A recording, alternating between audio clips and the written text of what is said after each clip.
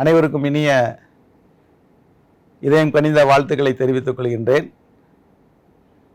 எல்லாருக்குமே குளிர்ந்த நீரில் குளிக்கிறதோ அல்லது குளிர் பிரதேசங்களில் குளிப்பதும் மிகவும் ஒரு கடினமான காரியமாக இருக்கும்.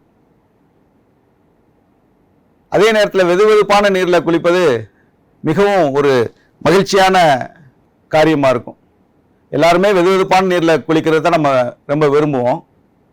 இந்த குளிர்ந்த நீரை வெதுவெதுப்பாக மாற்றுற ஒரு டிவைஸ் தான் வெந்நீர் கொதிகலன், கீசர். இந்த கீசர் எவ்வாறு செயல்படுகிறது என்பதை குறித்து தான் நான் இந்த வீடியோவில் நம்ம பார்க்க போகிறோம். இந்த வெந்நீர் கொதிகலன் நீங்கள் பார்க்குற மாதிரி இதனுடைய முக்கிய பாகம் வெப்பமாக்கும் சுருள், ஹீட்டிங் எலமெண்ட்.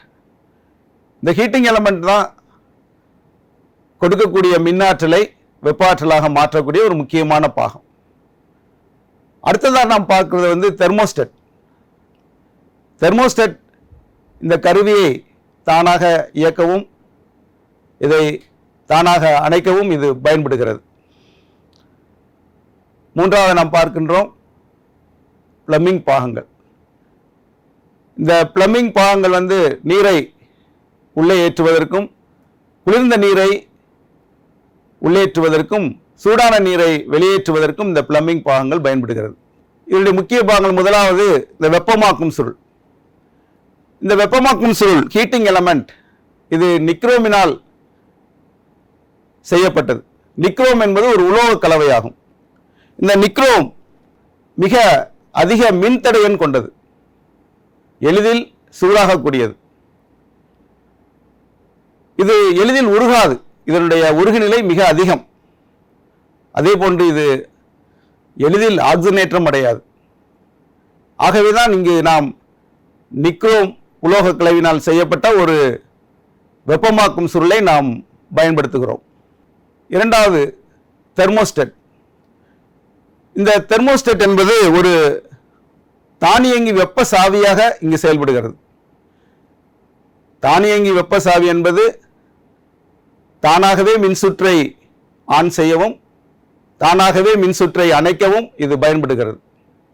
உள்ளே உள்ள நீர் குறிப்பிட்ட வெப்பநிலை அடைந்தவுடன் இது தானாகவே மின்சுற்றை ஆஃப் செய்கிறது. உள்ளே உள்ள நீர் ஒரு குறிப்பிட்ட வெப்பநிலைக்கு கீழே குறைந்தவுடன் இது தானாகவே மின்சுற்றை ஆன் செய்கிறது. ஆகவேதான் நாம் இதை சொல்கின்றோம், இது ஒரு தானியங்கி வெப்ப சாவியாக பயன்படுகிறது. மூன்றாவதாக நாம் பார்த்த பிளம்பிங் பாகங்கள். இவை சாதாரணமாக நாம் வீட்டிலே பயன்படுத்தக்கூடிய ஹோஸ் போன்றதுதான். இது குளிர்ந்த நீரை வெந்நீர் கொதிகலனுக்குள்ளாக அனுப்புவதற்கும் உள்ளே உள்ள சூடான நீரை வெளியேற்றுவதற்குமாக ஒரு பயன்படுத்தக்கூடிய ஒரு பாகங்கள் தான். இவையும் ஒரு எளிமையான ஒரு பாகங்கள் தான். இங்கு நாம் பார்க்கக்கூடியது மின்னாற்றலானது வெப்ப ஆற்றலாக மாற்றப்படுகிறது. எந்த ஒரு செயலும் ஆற்றல் அழிவின்மை விதிக்கு உட்பட்டே நடைபெறுகிறது. எந்த விதமான ஆற்றலையும் நாம் ஆக்கவோ அழிக்கவோ முடியாது. இங்கு நமக்கு தேவையான வெப்ப ஆற்றலை நாமவே உருவாக்க முடியாது. இங்கு நாம் கொடுக்கக்கூடிய மின்னாற்றலானது வெப்ப ஆற்றலாக மாறுகிறதை நாம் இங்கு காண முடிகிறது. இந்த நிக்ரோம் காயில் எவ்வாறாக மின்னாற்றலை வெப்ப ஆற்றலாக மாற்றுகிறது என்பதை நாம் இங்கு விரிவாக காணலாம். இந்த நிக்ரோமினால் செய்யப்பட்ட வெப்பமாக்கும் சுருள் உயர் மின்தடையன் கொண்டது. மின்தடை என்பது ரெசிஸ்டன்ஸ், மின்தடையன் என்பது ரெசிஸ்டிவிட்டி அல்லது ஸ்பெசிபிக் ரெசிஸ்டன்ஸ் என்று நாம் சொல்லுகின்றோம். மின்தடையன். இந்த நிக்ரோம் காயில் மிகவும் அதிகமான மின்தடையன் கொண்ட ஒரு பொருள். ஒரு அதிக மின்தடையன் கொண்ட ஒரு பொருளின் வழியாக மின்னோட்டம் பாயும் பொழுது அங்கு மின்னாற்றல் வெப்ப ஆற்றலாக மாறுகிறது. எவ்வாறு மின்னாற்றல் வெப்ப ஆற்றலாக மாறுகிறது? கொடுக்கக்கூடிய மின்னாற்றலை அந்த கடத்தியின் உள்ள எலக்ட்ரான்கள் பெற்றுக்கொண்டு அவற்றை இயக்க ஆற்றலாக மாற்றுகிறது. அந்த இயக்க ஆற்றலை பெற்றுக்கொண்ட எலக்ட்ரான்கள் அங்குள்ள மற்ற அயனிகளின் மீது மீண்டும் மீண்டும் மோதுகிறது. அவ்வாறு மோத காரணம் அந்த பொருளினுடைய மின்தடை எண் ஆகும். அதிக மின்தடை எண் கொண்ட ஒரு பொருளை நாம் பயன்படுத்தும் பொழுது அங்கு மீண்டும் மீண்டும் இந்த மோதல் நடைபெறுகிறது. ஆகவே அங்கு எலக்ட்ரான்களுடைய இயக்க ஆற்றலானது வெப்ப ஆற்றலாக அங்கு மாற்றப்படுகிறது. இந்த வெப்ப ஆற்றலை தான் நாம் பயன்படுத்தி குளிர்ந்த நீரை சூடாக பயன்படுத்துகின்றோம். இந்த வெப்பமாக்கும் நிகழ்வு எதன் அடிப்படையில் நடைபெறுகிறது என்று சொன்னால் ஜூல் வெப்ப விதியே காரணமாகும்.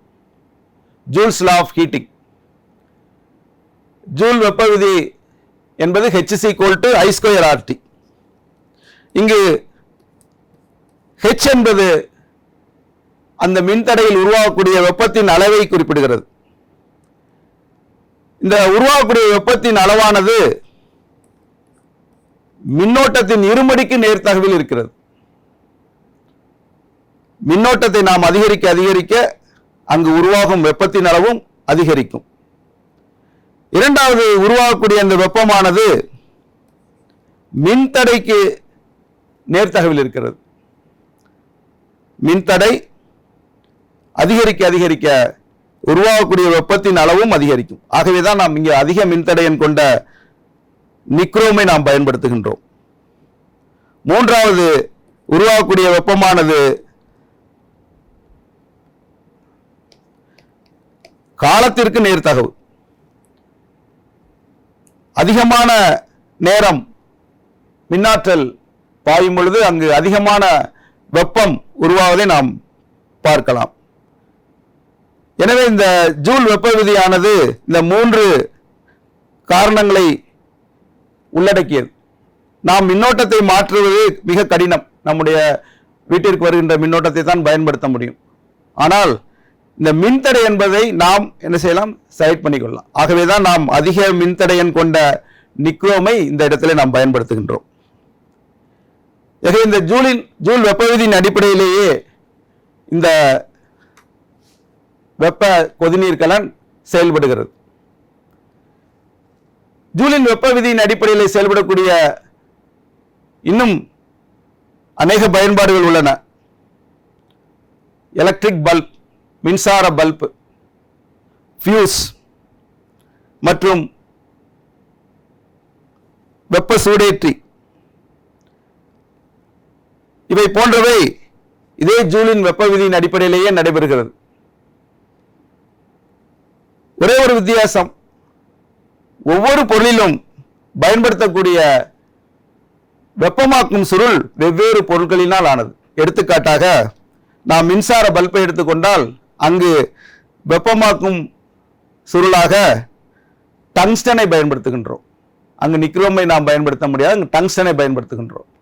அதே போன்று ஃபியூஸ், அங்கும் பயன்படுத்தக்கூடிய வெப்பமாக்கும் சுருள் வேறு ஒரு பொருளால் செய்யப்பட்டது. இவற்றை பற்றி நாம் மேலும் அறிந்து கொள்ள எங்களோடு கூட தொடர்பில் இருங்கள். மற்ற வீடியோக்களையும் பார்த்து இவற்றினுடைய பல்வேறு பயன்பாடுகளை நாம் எளிதில் அறிந்து கொள்ளலாம். நன்றி.